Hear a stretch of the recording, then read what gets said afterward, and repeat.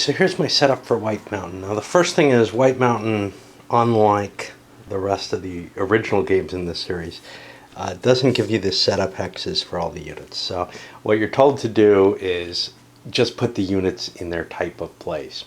Okay, whatever.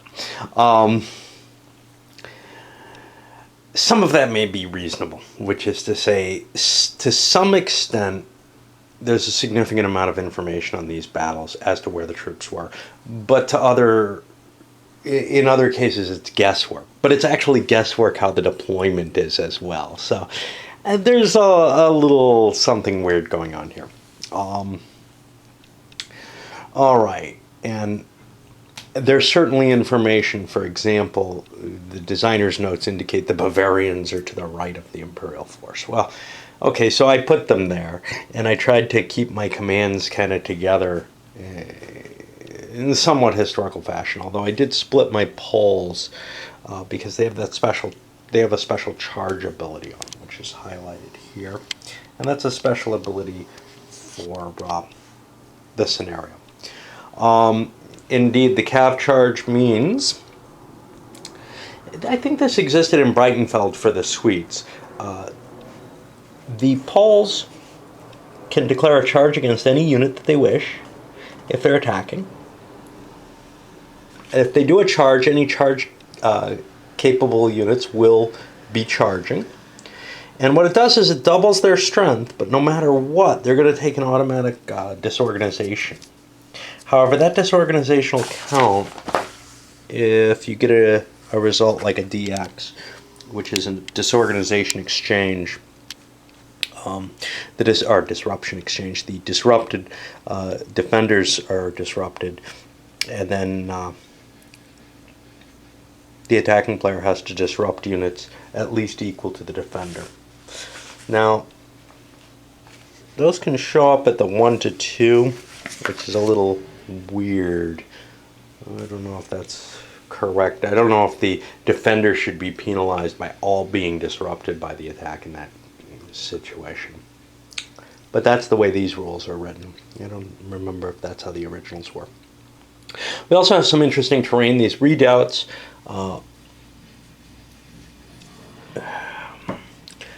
which I guess are Fort Hex sides or something. Anyway, we have these things that look very clearly like they're some sort of fortification. Those are the redoubts.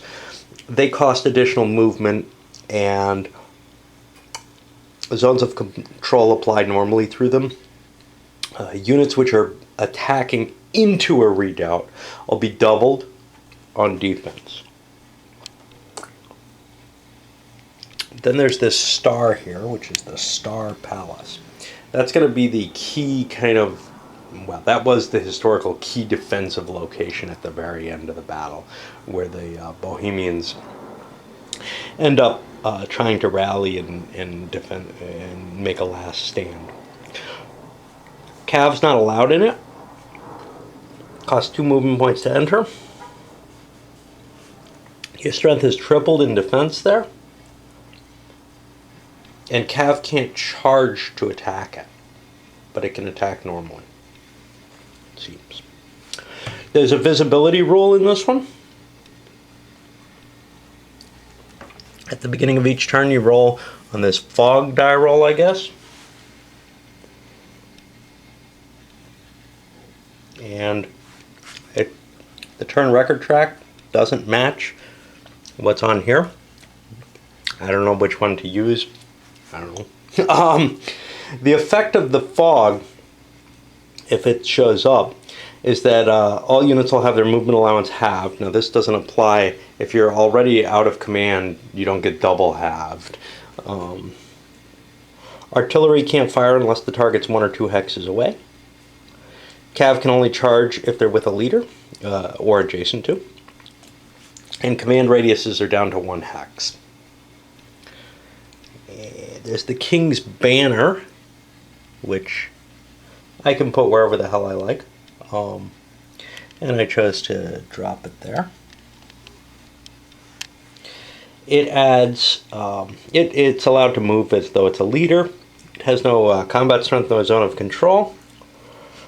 but it's going to add to undisruption rolls as a leader would with that rating, and it can be combined with a leader. If it's captured, and it's captured like a leader is, which is if there's no friendly troops with it and it's in a zone of control, it gets captured.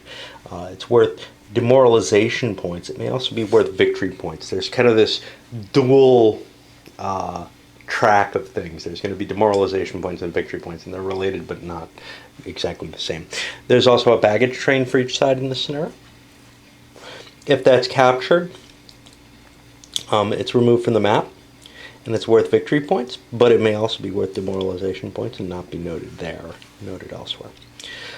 There's a set of optional Bohemians, which I'm not going to use. There were troops that were in the area that might have evened up the fight, and you can take them as the Bohemian player as a victory point penalty to the scenario, kind of like in the gamer stuff. There's also an option for the Catholic League maneuver. Tilly wanted to do kind of an outflanking maneuver, and he was overruled.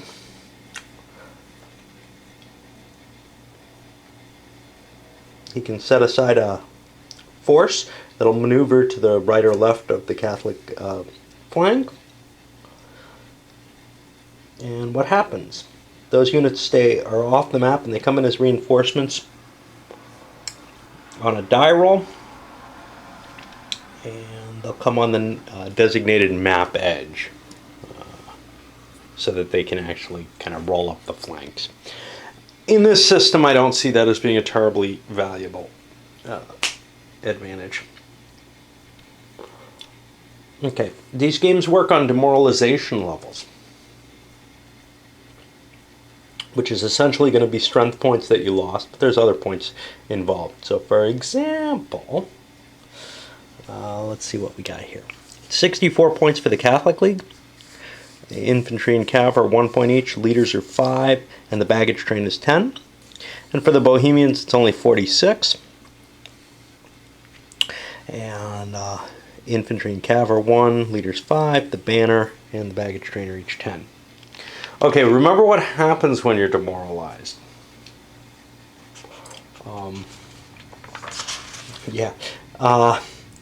Disrupted units will not be able to undisrupt if they're infantry. If they're cav, they undisrupt at reduced effectiveness. And they also have kind of random movement allowance. They have 4 hexes. Now the infantry in this game have a 3 hex movement allowance, which seems pretty standard in the game.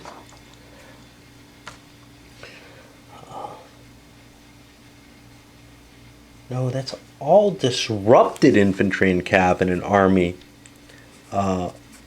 Okay, so I think that's meant to expedite a route, as it were. If you're demoralized and you're disrupted, you have a 4 hex movement, which is better than your infantry. Not particularly good for the cav, though. So that's what it is there. And let's see, anything else on here? Victory conditions, we can go to those briefly. The Catholics get 1 point per strength point they eliminate, 3 points for every leader value point that they kill, 10 points for each artillery counter that they capture. Those flip over, we had this in Breitenfeld as well, to another side. Unfortunately, the Bohemian ones flip over to look still Bohemian. Oops. Yay, decision games. Everybody makes mistakes, but I like picking on decision.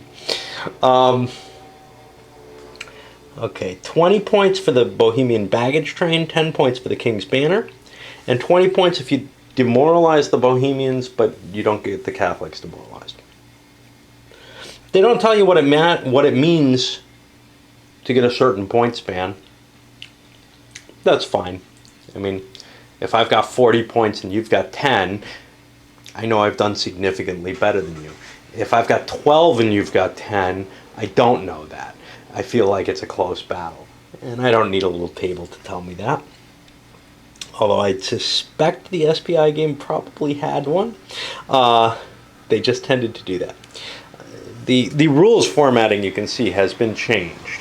I don't find it too bad in a game like this. I mean, you don't need the full case treatment, although they kind of give it. Maybe they just blown it up and made it a little bigger. Who knows?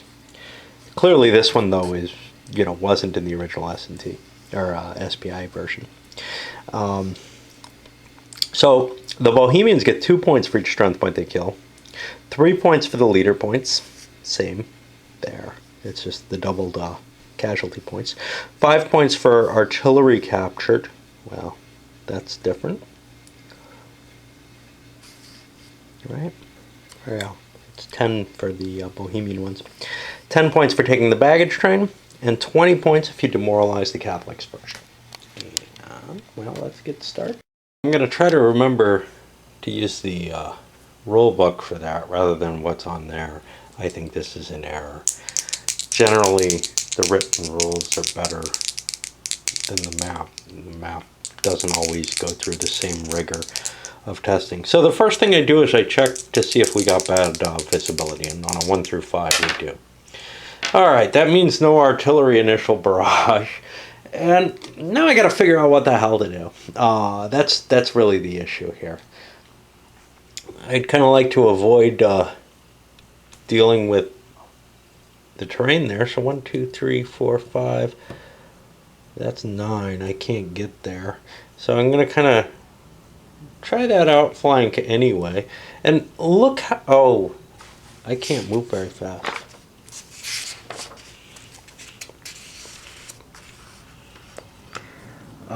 Movement allowance is halved.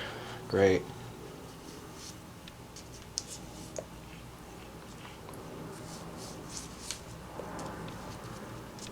And you can see I'm just pushing the units forward. Nothing too fancy here. What's my terrain like? I've got these, what are these, slopes here? Yeah. These slopes are going to be an extra movement point, and they're going to double the defender.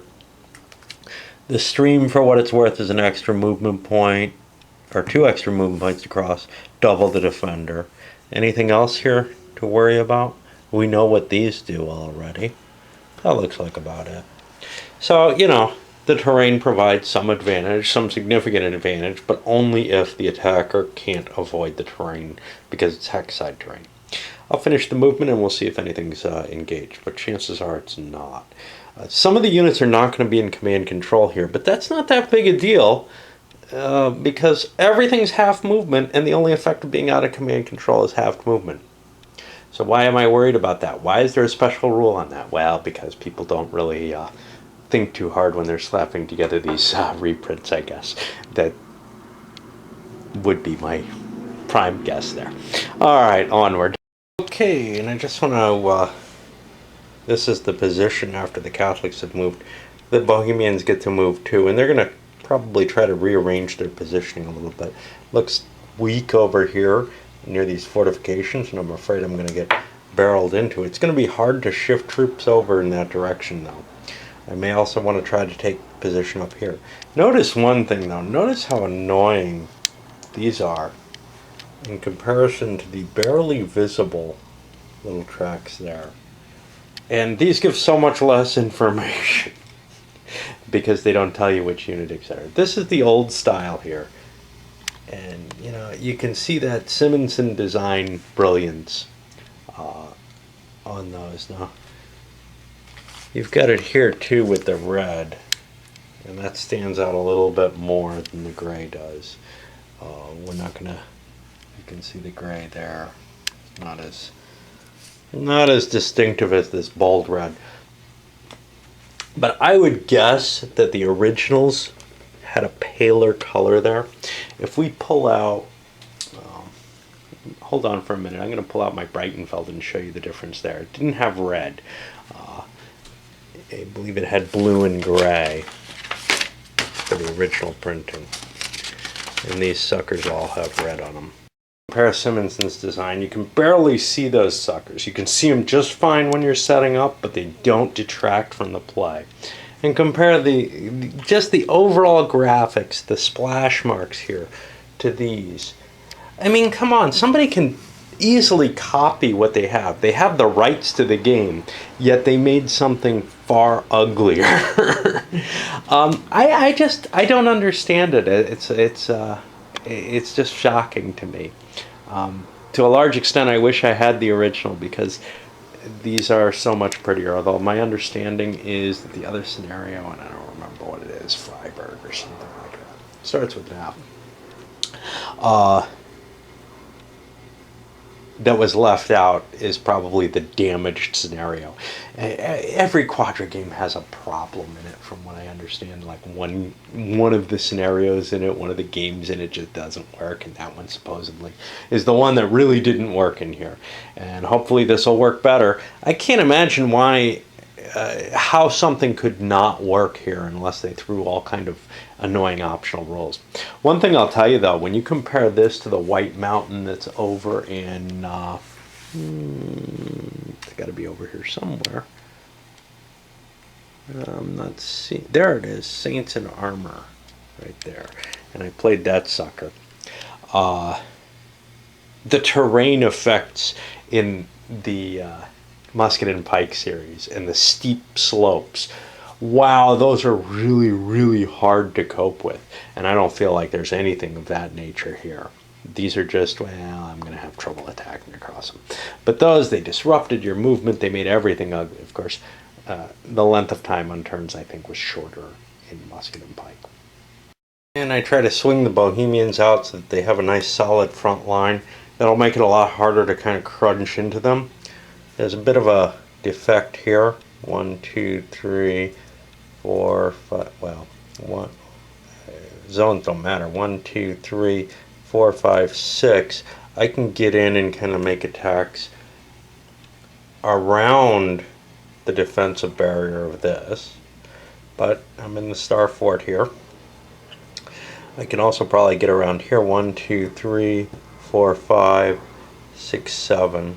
These are 4 each, so 1, 2, 3, 4, 5, 6, 7. So yes, I will be able to negate their defensive advantages to some extent, but not completely. And I've got units kind of thinning out that line. The Bohemians have a tough job here. I would love to have reserves the way the Catholics have these big piles, and they're going to be striking and, you know, sort of looking for weak spots and hitting those, but there's just not room to defend myself in the fashion that I'd like to. Artillery wise, my cannon is here and here. I was not able to fire them, just as the Catholics weren't, because of the fog. So we move forward and we'll see how we go. A key determination on whether or not I'll be able to slip in and make those attacks is the fog roll. And since I'm using here instead of the chart on the board, well, it didn't matter either way. We got fog. So that means it's going to be a tougher slog to try to crack around the Bohemian line. Now, I have a limited amount of time to achieve my goals as the Imperials. So I may want to perform a frontal attack. I'm going to think a little bit. No attacks, trying to outflank the position up there. We'll see how the Bohemians can respond to that. And over here, keeping away from those cannons. I don't want to get disrupted right off the bat. I want to make my attack. And, you know, once I'm up close, yes, then I'll be facing the danger of the full artillery fire. But as it stands, I think I'm pretty good not getting chewed up just before the attack. These guys are kind of off on their own. The density or continuity of the Bohemian line is sufficient that I don't want to try piecing through there. I want to wait until I can get the mass up and make the full attack. And the Bohemians are having a tough time. They can't fill everything in. The terrain around here, the fact that there's these redoubts, is making it hard to move the troops through. I do have a quick launched attack here where one of the Imperial Cav got itself a little too close. So I've got a 3-to-1 attack there. And we can see I got a quick defender disrupted. There's no retreats or anything, he's just weakened. If you disrupt a disrupted unit, you destroy it. It's tough to really damage units because they can kind of pull out and try to reform in this system. And that's the end of the second turn. Okay, as turn 3 starts, fog is still present. And very low chance of that just a 1. It happened again. And that's a real problem for the Imperials here. My sort of main attack was planning to sweep into the behind this compound so that I could negate the defensive advantage. It's going to be a tough fight even in that case because, you know, there's somewhat heavier, well, over there, there's a somewhat heavier unit, this guy, than the stuff that I've got on that flank. I put fairly light stuff on there.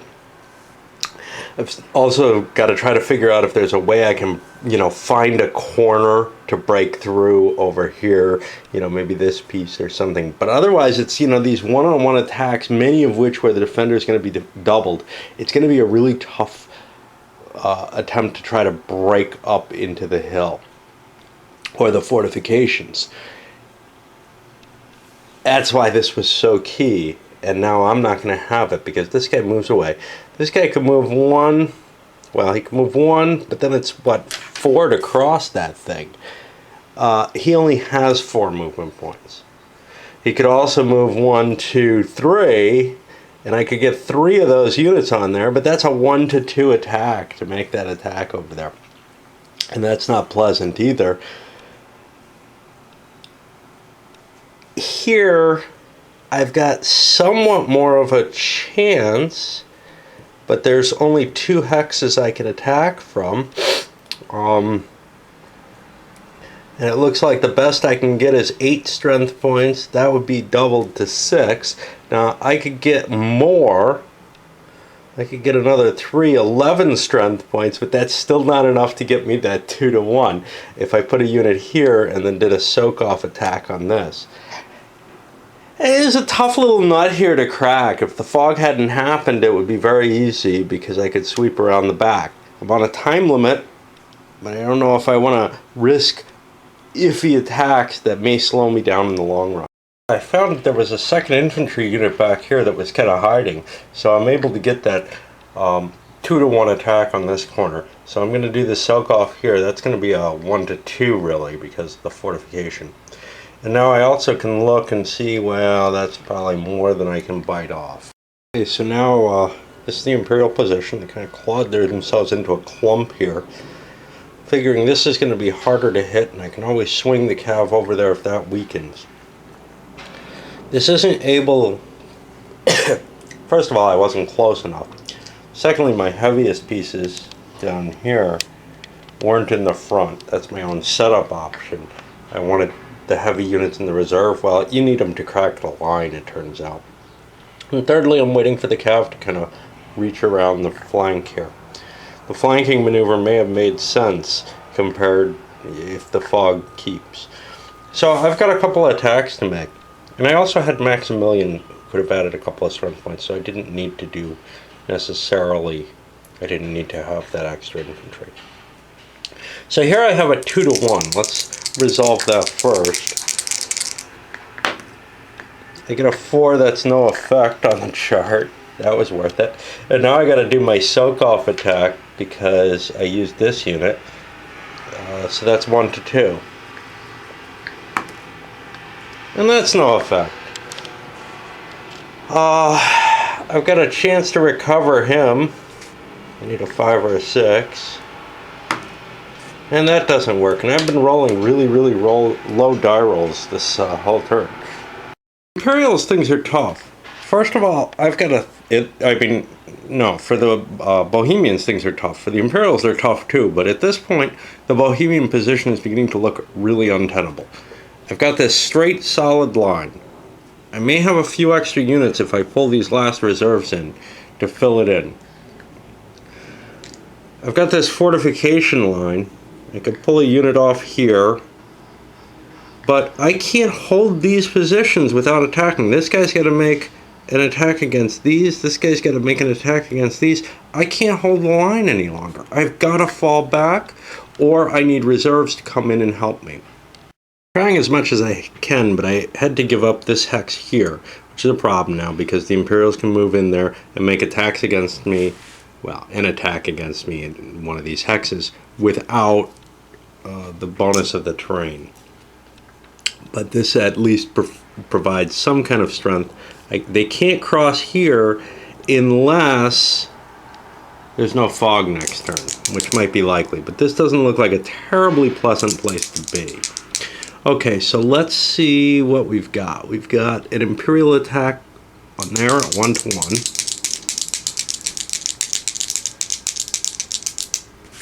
Let's see what the chart's like. That's a 2. That's a disruption exchange. Now I was doing this one. So the attacker, well, the defender is the weaker force. He'll be disrupted. And the attacker has to be disrupted with an equal amount of strength. I should just have these all facing me. I don't know why I have them facing the player, the prospective non-existent player. Now here, this is kind of weird. I've got to make this attack here, but now I've only got a 1-to-1 there. I thought maybe I could get more force in play. Let's do the wing attack there. That's a 1-to-1. 4, no effect. And then a 1-to-1 with the infantry against the cav there. 6, the attacker only is disrupted. Okay, well that's kind of bad news for the Bohemians. They've weakened their line. This guy can pull out and I can bring more strength in. And there's a hole in the defensive line. And we'll move. Okay, some initial artillery fire was made halfway through my turn when I remembered about it. Had no effect. It's at the range 6 or more. Only hits on a 1. Would have been useful if it did because it would disrupt part of the line and allow me to make that frontal assault. I've got a little bit of an attack here, including with charging cav against those couple of units. And then the rest is all going against the fortification here. This is going to be a tough nut to crack. But the big thing is I can sweep around behind, get the supply wagon back here, and then strike from both directions. Yes, I know I'm not being very much the Imperial Army here in terms of how they handled things. So now I've got to decide on my attacks. And in some cases, I can attack disrupted units, but I don't have to. So let's open up here and let's worry about the non-disrupted unit that I do have to attack. I've got 5-to-2. That gives me a 2-to-1. I'm saving this one for there.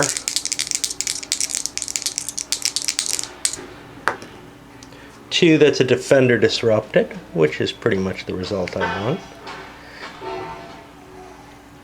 Now here's the advantage. If I attack this guy, I don't have to attack him though. But if I attack him and I get a disruption on him, I destroy him. But I'm not sure I want to, because I got to worry about this guy. He's a 6, doubled is 12, and I've got a 12 from these two, so that's a 1-to-1 on Thurn there. That's a disruption exchange, and I don't know how the terrain comes into effect with that. If units are doubled, does a DX?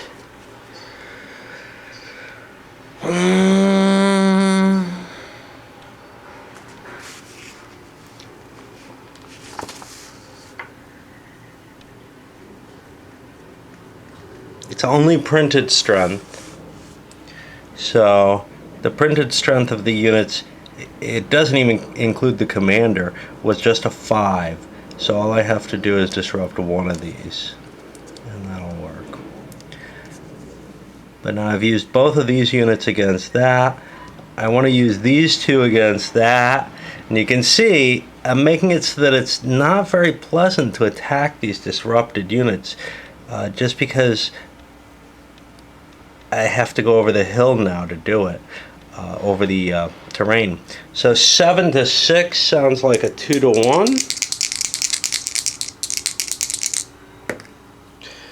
6, that's a exchange again. This time I have to lose the infantry because the cav wouldn't be sufficient. And I have one here, 10 to 6. That's only 1 to 1. I don't want to make that.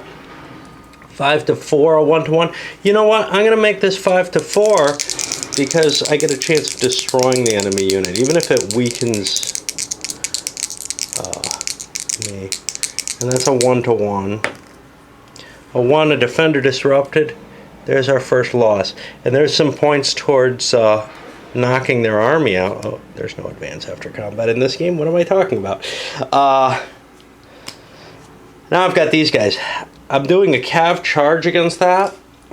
This is iffy, but I'm trying to disrupt their formation a little bit this way. Make it possible for me to slip in there. So that's a 1 to 1 attack. I roll a 4, I get no effect, but it was a cav charge, so the poles are disrupted. And now I have another one here. This is at 6 to 6, actually to 5, I think. I'm not sure the leader's doubled, but it's a 1 to 1. And I get a 4, no effect again, and the cav is once again disrupted. We're over to the Bohemians. Okay, so for the Bohemians, you know, I still don't want to give up this line.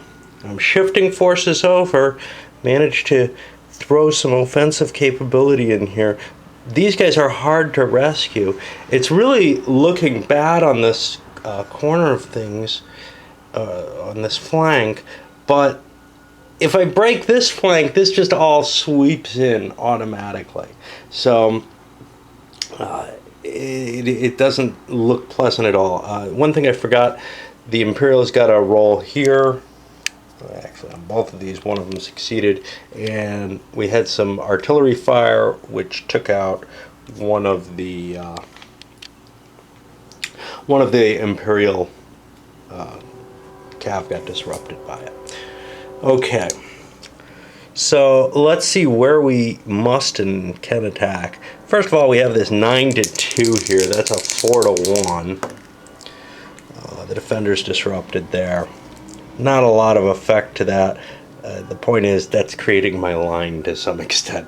Now over here, I can pick on these poor Austrian or Polish cav. And you can't swap units in this game because you can't move through them. So this is kind of what I'm stuck with. I've got a 2 to 1 attack here, which I can make. And at a 4, that's nothing. And now I could make a 1 to 1 here.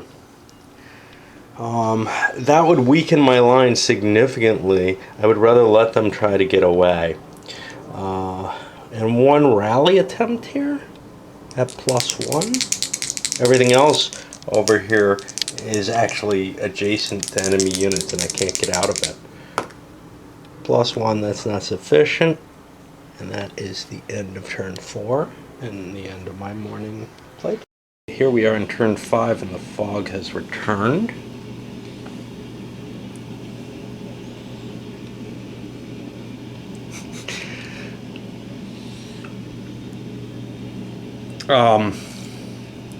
And because of that, the Imperial attack has again halted.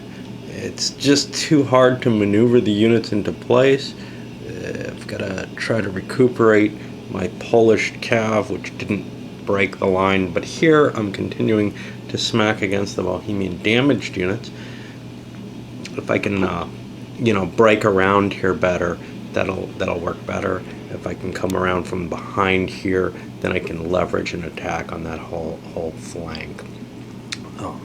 Does mean the guns aren't able to fire at this point. So we got a few quick shots to take, and I don't know why I like rolling dice on here. I've got a 5 to 1 here I'm going to be making. This looks like a 4 to 1, and then this will be a 2 to 1 here. So we'll start with the weakest of those, the 2 to 1 attack. I just want to define all the attacks because I don't want to end up Oops, I didn't allocate my troops correctly, and now I've got a problem, or I cheated. So the 2-to-1 on the combat results table gives me a defender disordered, which is sufficient to wipe him out. The 5-to-1 should be quite good. That's a defender eliminated. Lets me wipe him out. And here, this is a 4-to-1. The terrain doesn't help because I've got a unit outside the terrain. And that's going to be disordered as well, finishing it off. And I've got now 14 hits on them, I think it takes like 46 to end up demoralizing them, something like that. 46 indeed. And it's 64 for the Catholics, but they're uninjured. I get some rolls against some of these rally checks. Now, what's interesting here, undemoralizing or undisrupting,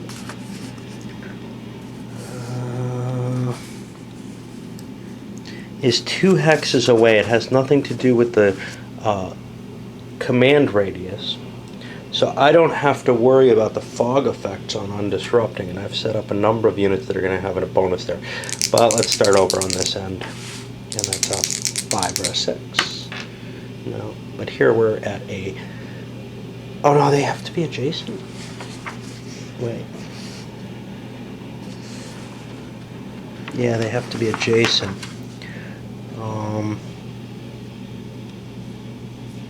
We'll cheat a little bit. Okay. So this is a 3 through 6. No. Yeah, this is what you get for cheating, right? And then we're back down to the 5 or 6s across here. This one's fine.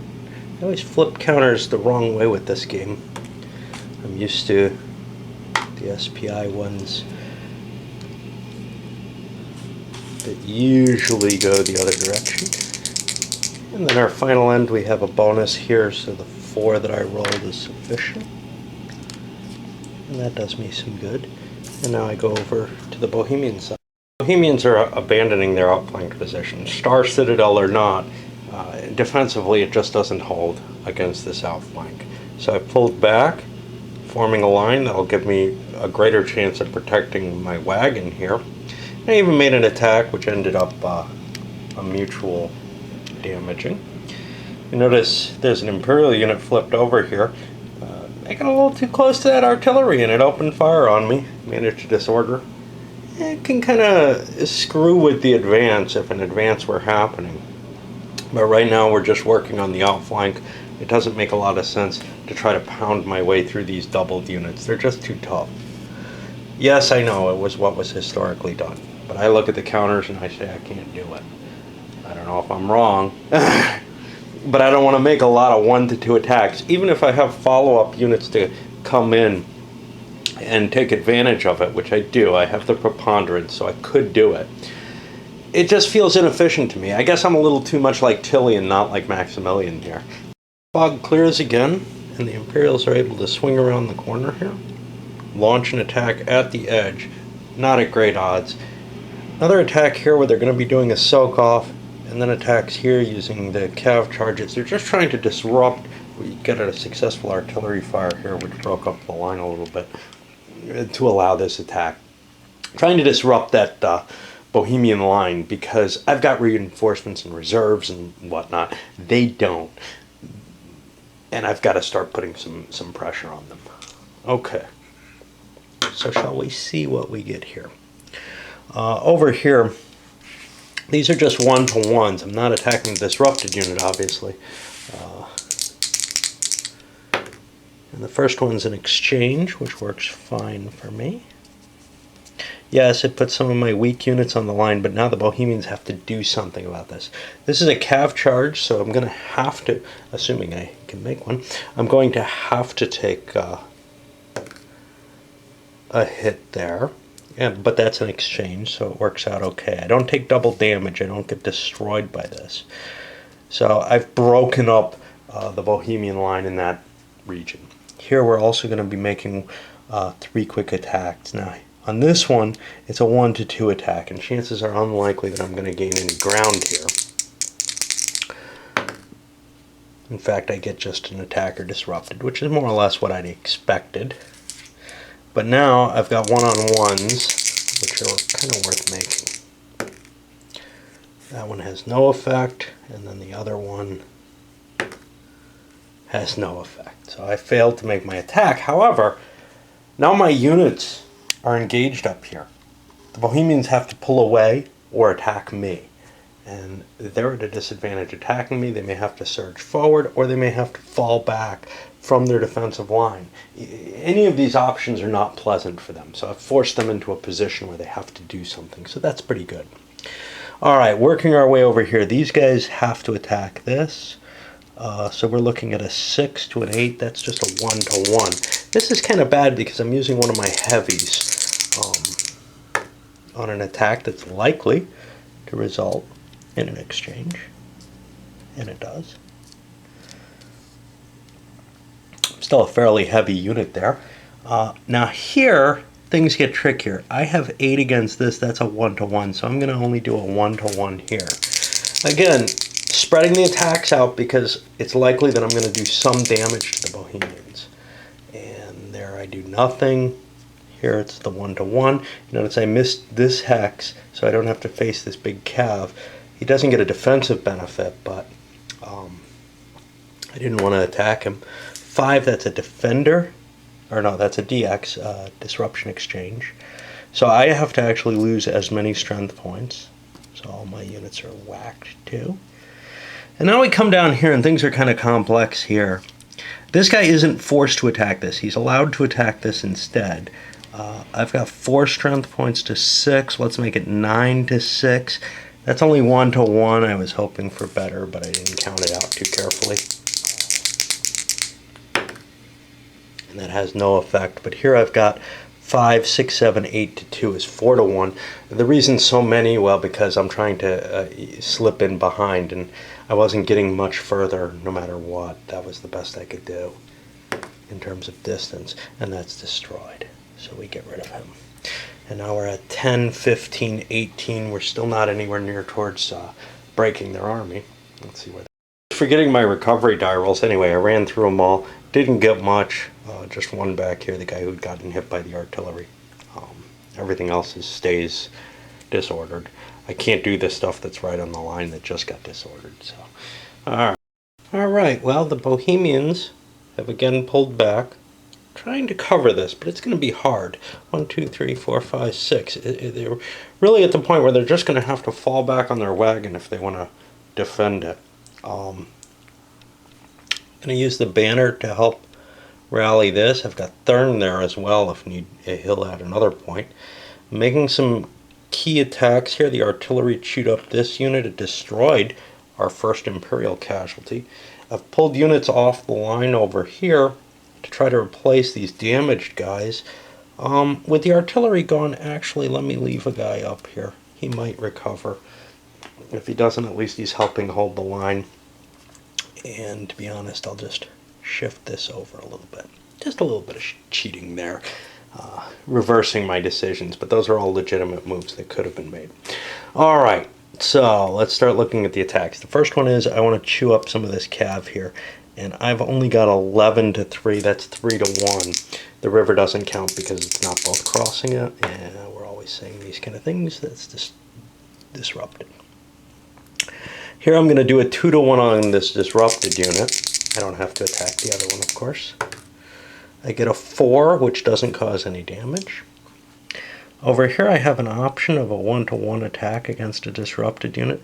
It's a chance to destroy something, but that unit's actually causing some problems. I'm not going to hit it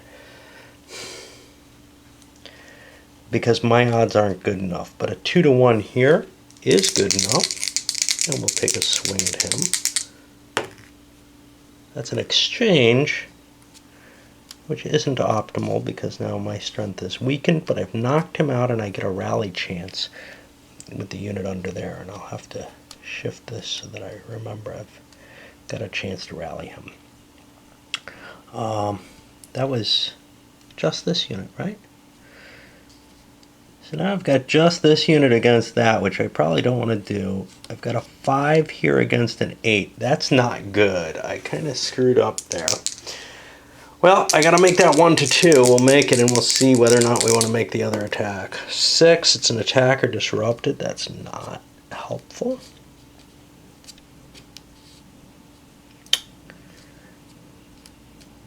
I've only got a 1 to 1 here. That's not terribly in my way, but I'm in a lot of trouble right now. All right, let's make the attack. Because we're starting to chew them up, and that's kind of cool. Or do we want to... Yeah, they're going to be able to get out of there and get everything up anyway. And we get a successful attack where we get that. And now here I've got a 3 to 1 on him, which is pretty good. And that finishes him off. So I've caused 11, 15, 18 losses to the Imperials. That's a nice healthy start there. This time I'll roll my checks. This guy's at +2. He doesn't recover. I've got this one down here at +1. He does, and that's good. And see, by clearing things, you can kind of get extra rolls. Like this guy is open, but these guys are stuck. These guys I can check. No good. And the final guy over there on the line. Nope. So you can see the Bohemian line's gotten a lot weaker.